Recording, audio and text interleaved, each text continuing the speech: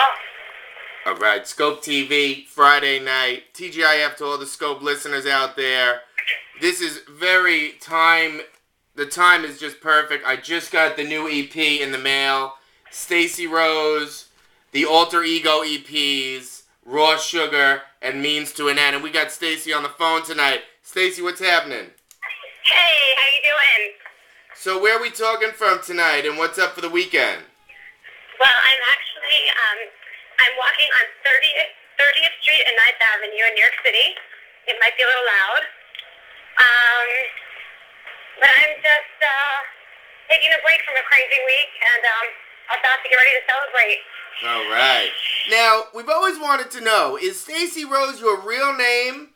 And if not, where'd you come up with it? Okay, moment of truth.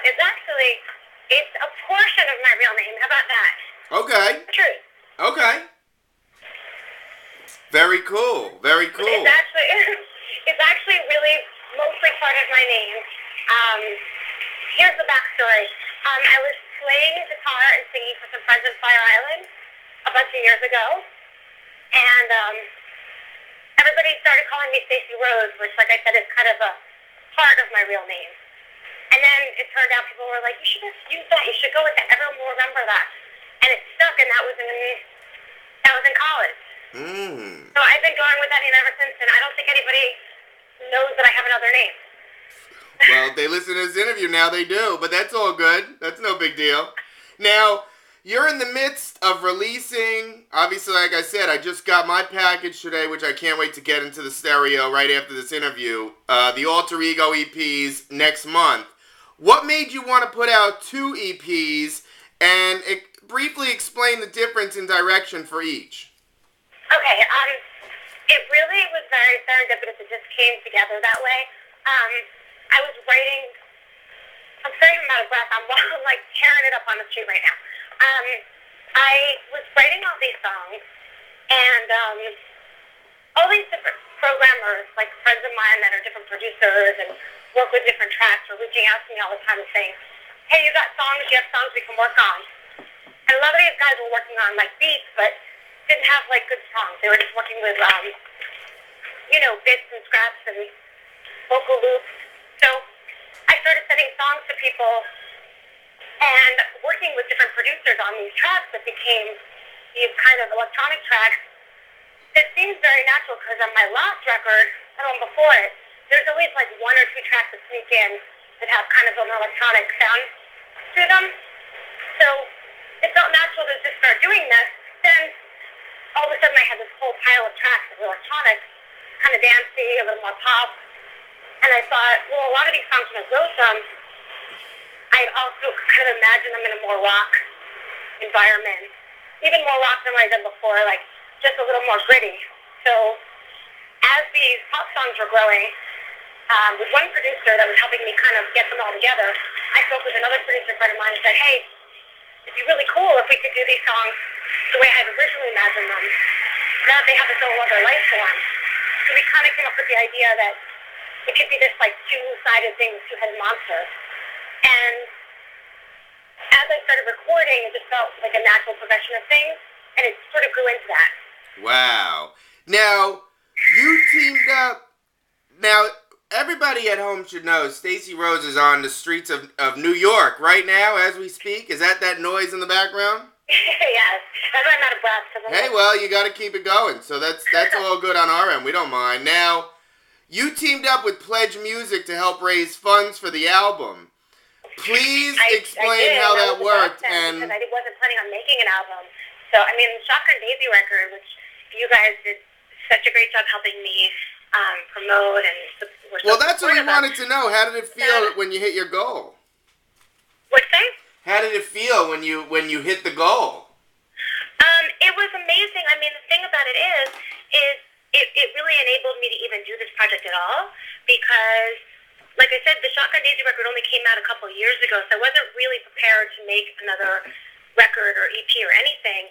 And then once this all started to come together, everybody was excited about it, and, we should put this out, we should do this would be great. But I had no funds, so a friend of mine was like, a great way to raise funds to this new company. So I actually hooked up with Pledge Music when they were in beta phase. So nobody really knew how well it worked. But I figured, like, why not give it a shot? One of the guys who started the company was a friend of a friend, and I was happy to be a guinea pig for this. I thought the concept was amazing. So, it worked out perfectly. Fans got involved, friends got involved, and when I hit the goals, I went right into the studio. And, like, the rest is history. It really enabled me to get the party started and get this whole thing off the ground.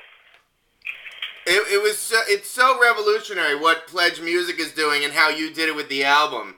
And I really hope that the artists at home grasp the concept of what really went on here. The fans funded the album of an artist that they want to hear new music from. It's just absolutely incredible. Right. Now, that's exactly right.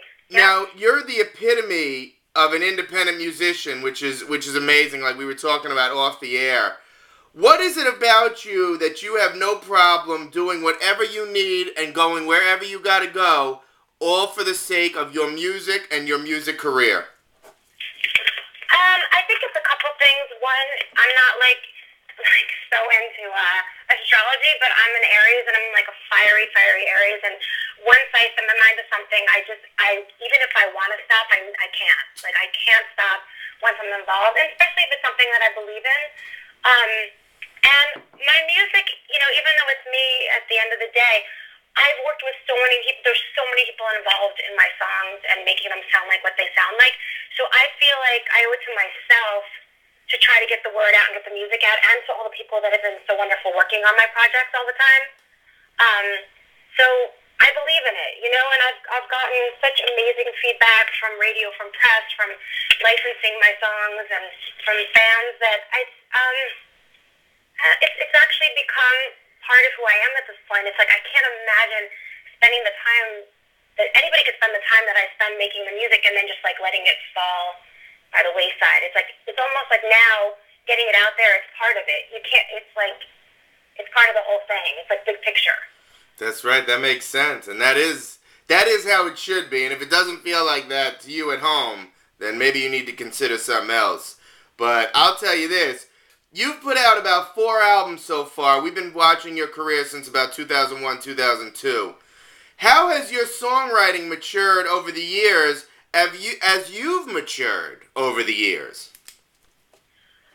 Oh, interesting. How's my songwriting matured? Well, I think one of the things is that I write constantly. Like, I guess by doing something so much and by doing it with people that you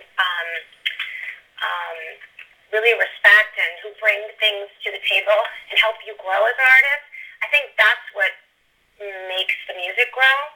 I guess if you live in a vacuum, if you're doing everything yourself and you're not enlisting people whose work you love and who can help you get it to the next level, that can be tough. But I'm constantly branching out. I'm trying to work with other writers that I respect, other artists that I respect, other producers.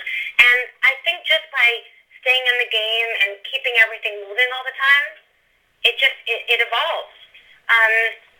I also always want everything, I never consciously say, like, I want this record to sound better than the last record. I just want it to be where I am. Like, I want it to come from an honest place. And at the end of the day, I want to love it. Like, I can't put anything out if I don't absolutely love it. That's right. Maybe that's part of it. And that means also, what that also means is I can't put something out because that's what everybody else is doing or because someone tells me to. It just has to feel authentic to me. It has to mean something. Makes perfect sense to me. Now, we got Skope TV. We're going to take our first break on a Friday night. This is a great way to kick off a nice weekend. Stacie Rose, the new EP. This is big. We'll be right back.